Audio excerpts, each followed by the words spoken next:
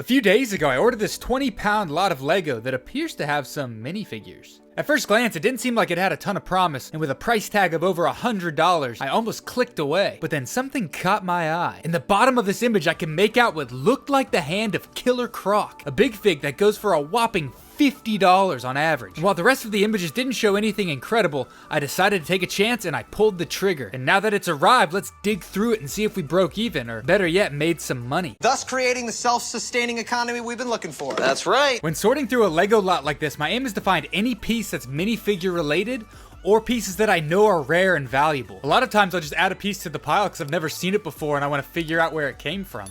Getting some bulk Lego like this is also a great excuse to break out the new Lego sorter that I built. And if you want to see how I built it, check out this video here. Alright, let's dig into what cool stuff we got. Starting off strong, we have this Alfred Pennyworth Batsuit, which sells on average for $10. He only appeared in one set, the Ultimate Batmobile, which may show back up later in the video. Next up, we have this penguin, which is a dope looking penguin with red eyes. Darkness, my old friend.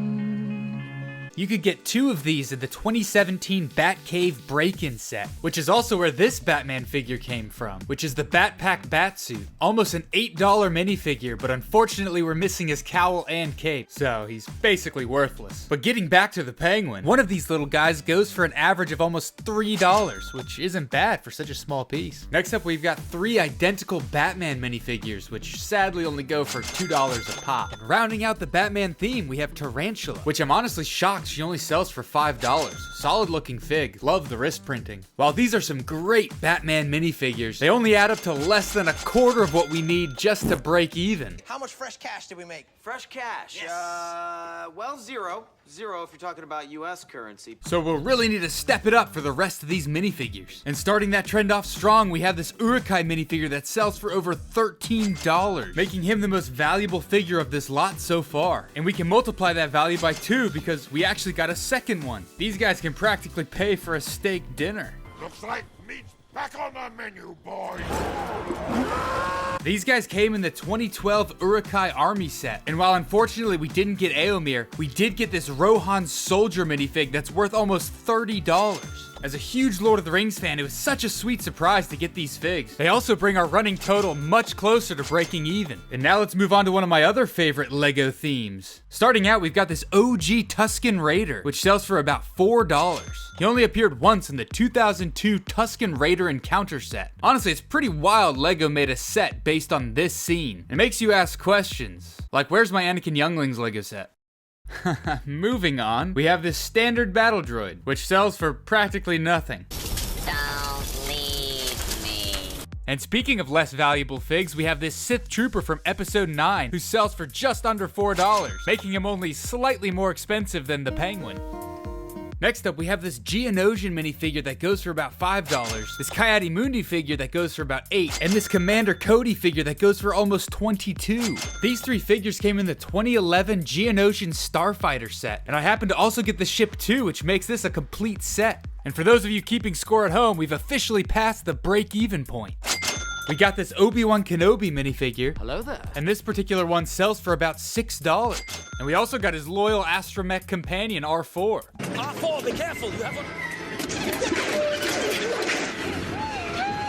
Oh dear. And he goes for a crisp $5. Next up, we have a handful of these classic Phase 2 clones. The standard ones go for about $7, the 327th goes for $8, and the 91st goes for $13. Not a bad group of clones if you ask me. And now is where things get a little crazy. Starting with this Mace Windu. He came in this 2006 clone turbo tank, and there's actually a version of this set where he can light up. And while the light up version averages for about $67, this normal version still goes for over $62, bringing our current total to $232. But does it end there? Not yet. In fact, in this same clone turbo tank, there's a minifigure that's worth even more than Mace Windu. And we have him right here, the Kashyyyk Scout Trooper, a figure that sells for an insane $83 on average. And I think I could sell this one for closer to $100 because he is in such great condition. Just look at the sheen on his torso. Nice. And with that, the final value of all of our minifigures comes out to $332. But you, astute viewer, might be thinking, Benj, whatever happened to Killer Croc? Well, here he is. And while that's somewhat disappointing, it creates a perfect segue into one of my favorite parts of Bricklink selling. Just how valuable seemingly random pieces can be. For instance, while Killer Croc's arms and hands sell for about $2 each, just one of these little claws sells for almost $8. Next, let's go back to that Ultimate Batmobile set, starting with Polka Dot Man. A $27 figure, but unfortunately we only have his legs. However, those legs alone sell for $4. That's as much or more than some of the minifigures we got. And next, looking at one of these flying monkeys, a $42 minifigure, we managed to get his legs and tail. The legs sell for over $10, and the tail sells for over $11. That's half the value of the minifigure found in just 2 pieces. The next interesting piece is this space helmet, which belongs to this $40 Batman space batsuit. And what makes it interesting is that while its white version costs only 16 cents, this minifigure is the only time it ever came in black, causing it to have a value of over $10. And the last valuable piece is this hair, which belongs to Poison Ivy, a $36 minifigure. But her hair alone sells for an average of $11.23. Coincidentally, I happen to have a bald Poison Ivy just desperate for some hair. So while I'll only count her hair in the final tally for this video, I can sell her as a complete fig.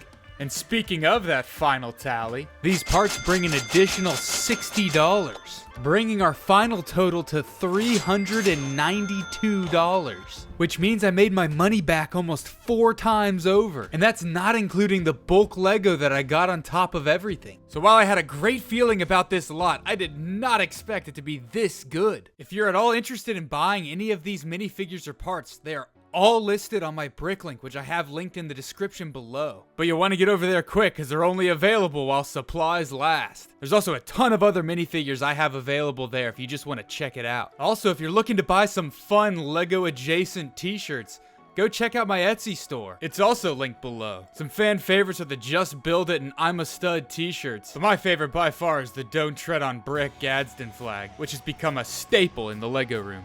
Well, this turned out to be an incredible success. And while I haven't yet actually made any money, we got some absolute fantastic minifigures. But anyways, thank you guys so much for watching. Don't forget to like, share, and subscribe, and I'll catch you in the next one. Looks like meat's back on the menu, boys.